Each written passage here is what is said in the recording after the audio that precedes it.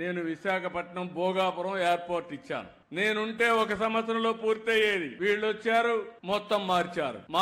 ఏమైనా వచ్చిందంటే రాలేదు. మళ్ళీ నేనే వచ్చి దాన్ని పూర్తి చేసే పరిస్థితి ఇప్పుడు వచ్చింది. రాబోయే రోజుల్లో ఈ రోజు ఇంకొక విషయం కూడా గుర్తుపెట్టుకోవాలి. ఒకప్పుడు రామ్మోహన్ నాయుడు గారి తండ్రి ఎర్రమనాయుడు గారు కేంద్ర మంత్రిగా ఉండి శ్రీకాకుళానికి ఉద్దానానికి నీళ్లు తీసుకొచ్చారు. ఈ రోజు మళ్ళీ రామ్మోహన్ నాయుడు గారి ఆధ్వర్యంలో భోగాపురం ఎయిర్పోర్ట్ పూర్తి కాబోతుంది. అది శుభ పరిణామం ఈ జిల్లాలకి. ఈ రోజు కేంద్రంలో 2 మంత్రులుంటే, ఒక కేబినెట్ మినిస్టర్ ఉంటే, ఆ కేబినెట్ మినిస్టర్ ని నేను రామ్మోహన్ నాయుడుకి ఇచ్చానంటే, ఈ రోజు నేను ఇచ్చిన తర్వాత నిన్న ఢిల్లీకి పోతే కూడా మీ రామ్మోహన్ నాయుడు అండి బ్రహ్మాండంగా పనిచేస్తున్నాడు, చాలా బాగా పనిచేస్తున్నాడు, అభినందించే పరిస్థితికి వచ్చారు.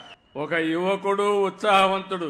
నేను అందుకే అడిగా, రామ్మోహన్ నువ్వు చదువుకున్నావు, పర్డ్యూ యూనివర్సిటీగా చదివావు, శ్రీకాకుళం అభివృద్ధి కాకపోతే నీ డిగ్రీ వాపసు ఇవ్వాల్సి వస్తుందని ఇప్పుడే చెప్పా.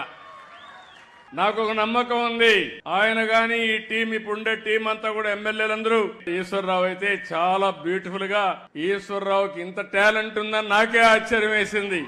అలాంటి ఇప్పుడు కూడా మీతో మాట్లాడినప్పుడు చూశారు, ఎంత కన్విన్సింగ్ గా, మనసు కరిగిపోయేట్టుగా చాలా మీ సమస్యలన్నీ పూసకొచ్చినట్టు చెప్పగలిగాడంటే ఒక ప్రజాప్రతినిధికి ఉండవలసిన లక్షణాలు ఇవని చెప్పి కూడా నేను మీకు తెలియజేస్తున్నా.